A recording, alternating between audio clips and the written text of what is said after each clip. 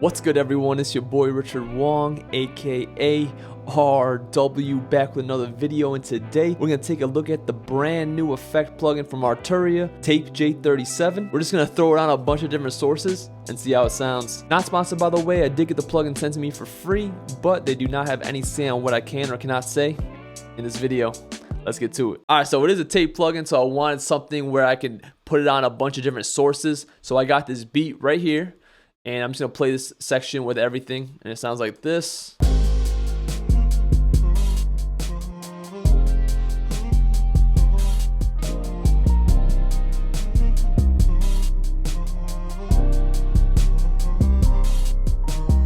Just a beat I made on one of my live streams. I chose this one because we got pianos, vocal, guitar, bass, and drums. So what we're going to do is we're going to throw J-37 on each of these.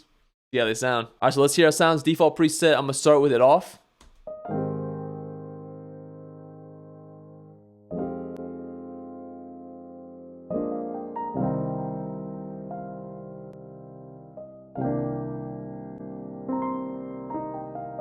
Ooh, I actually really like that. Go through some presets.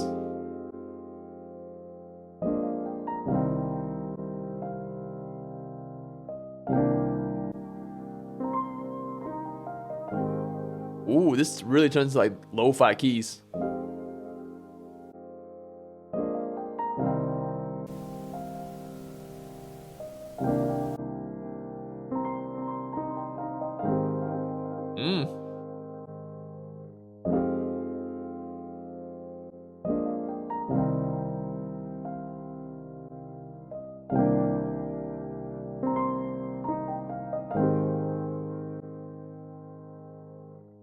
Oh, this is default. I guess the first preset that loads up isn't default.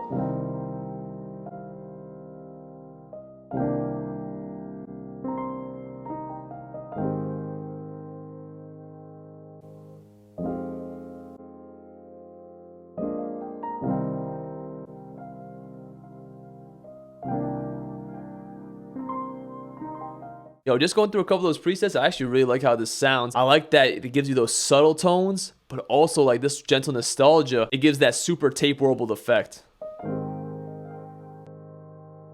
Without. Then with.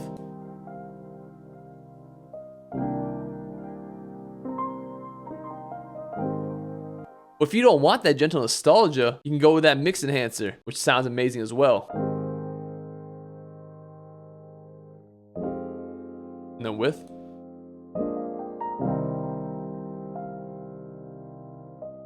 Without. With. Gives it like this nice lift.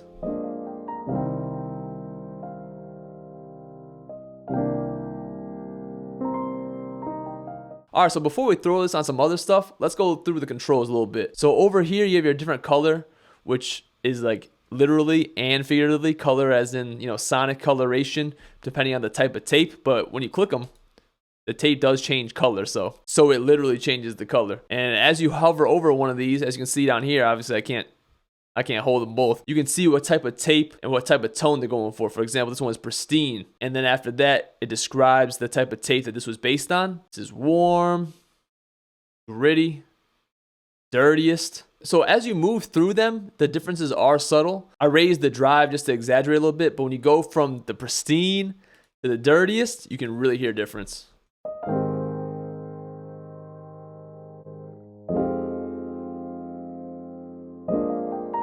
Like, this one is just so much more saturated.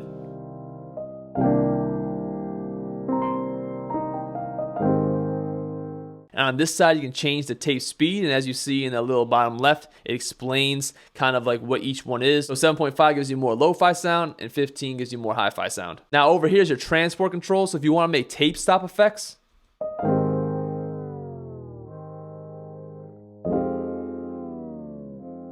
so over here, you can customize your tape stop. So I make it a quarter bar. When I hit the stop, it'll be much faster. So let me show you guys 1 bar first.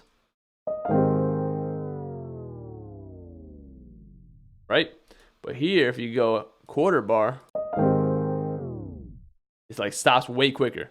So you can really experiment with that. Now I know this looks pretty bare bones, but if you go to your advanced section, you got your EQ right here. And the EQ lets you choose where you want it to be. So you can have it before the tape emulation, after the tape, or if you go to emphasis, it EQs both, before and after your tape. Over here, you got your calibration, which is essentially your wobble and noise. So your instability is essentially your wow and flutter.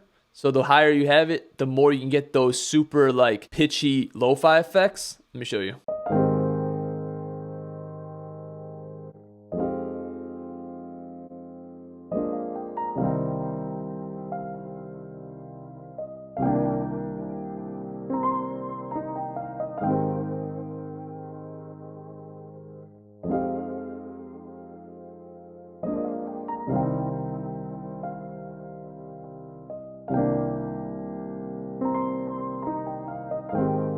You can make it really subtle or super exaggerated.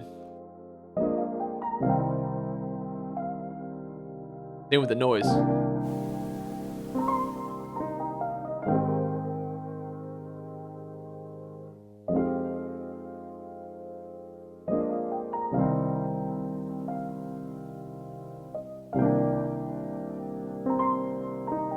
Next over here, you got your delay. So you can actually use this tape plugin as a tape delay plugin as well. So if you just want a nice tape delay, you can just go right into J-37.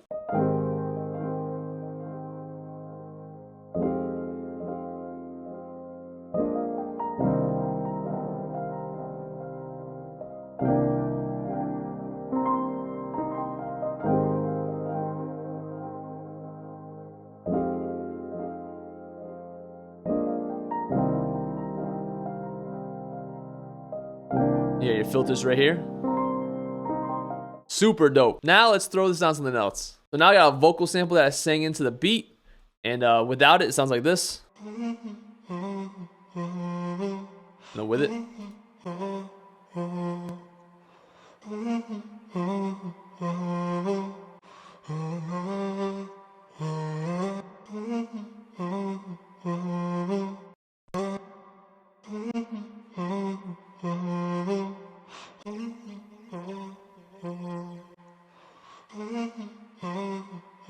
This one is a designated vocal one.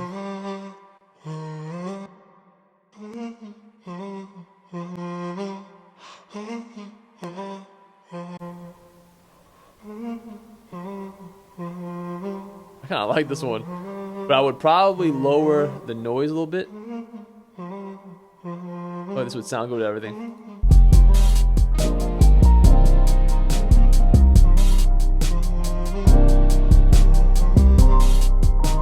Yeah, I kind of like that. I would obviously have to mess with that volume because it does bring the volume really far down, but it does sound kind of nice.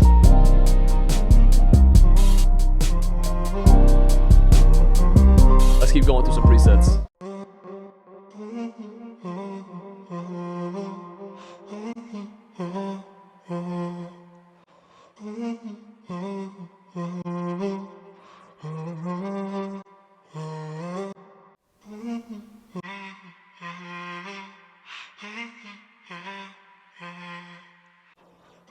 That radio vox is definitely like a effect that a lot of people go for.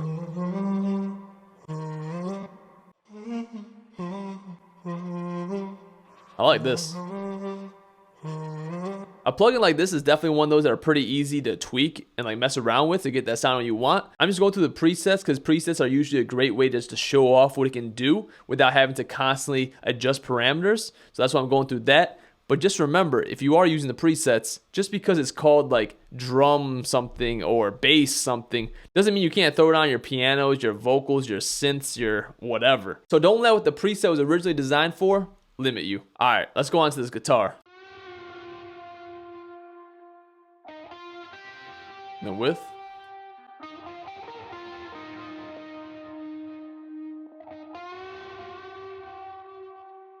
Now I know why this mix enhancer comes up first, because it just sounds good on everything.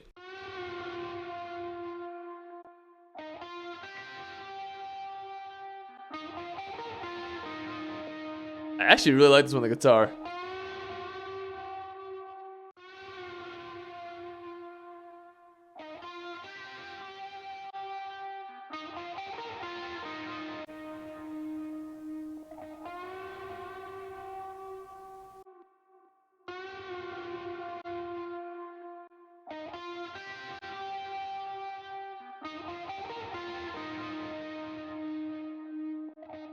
Let's scroll through a bunch of these presets to get to some of the ones that we haven't heard yet.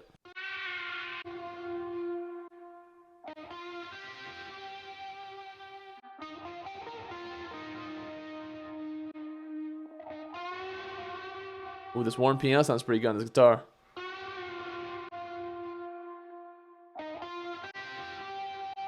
Oh, I think we went through them all. This is definitely my favorite, though. So it looks like there's a total of 25 presets, which honestly isn't too bad for a plugin like this. It's definitely one that's built more for you to like tinker around with. All right, let's go to these drums now. And as always, this mix enhancer sounds good on everything.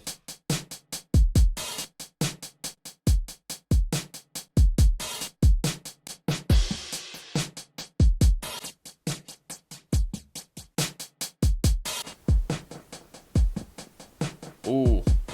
If you're going for that lo-fi drum sound, this is the one. Ooh. This beefens up that kick drum real nice.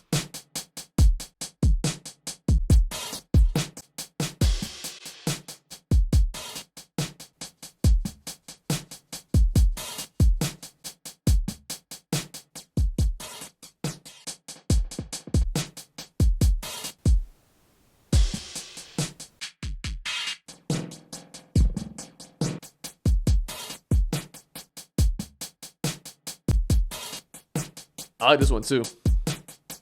I feel like it just gives it that extra oomph that it needs. But honestly, I think we're gonna go back to the, what was it called? The bass emphasis. Me personally, I just really liked how it beefed up that kick. So I went ahead and gain matched this, so if I did a before and after, it wouldn't just sound better because it was louder. And this is what it sounds like. Before. And after. Without. And after. So the perceived loudness has gone up, but my meters with and without the plugin are hitting at the same spot. And then let's throw one on the master. I got J-37 on almost every track at this point. So let's go through the presets again on the master.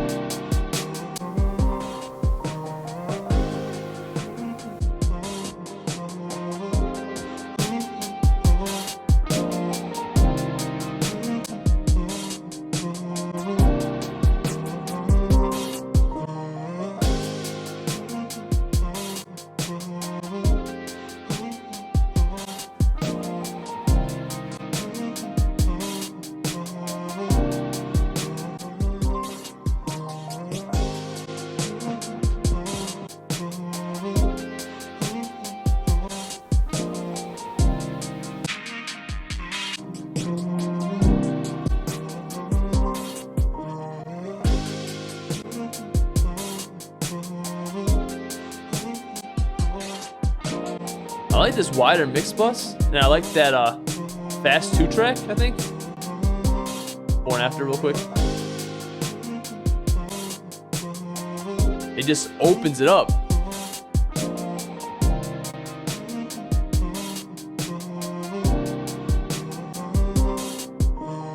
Alright, so that's my look into tape J-37. I think it sounds great, and if you're looking for a new tape plugin, definitely check it out. But if you do have a lot of tape emulations, you probably don't need to pick this one up unless you're looking for that J-37 sound, which obviously is the tape machine that this is modeled after. But you definitely don't need to be hoarding tape plugins for no reason, because we all know there's a lot on the market. But I will say, when they add this to the effects collection, which you can already buy together, you can buy the effects collection and this together in one bundle right now. But once they release a new effects collection with this and some other modules, it definitely makes their whole effects lineup more complete. Because the only tape thing they had before was the tape Mellow Fi, but now they'll have an actual tape machine in their effects lineup. But that's it for this one. If you liked the video, give me a thumbs up, leave a comment, let me know exactly what you think, subscribe for more videos, and be sure to check me out on my social medias and my music and all streaming platforms as well, all linked down below.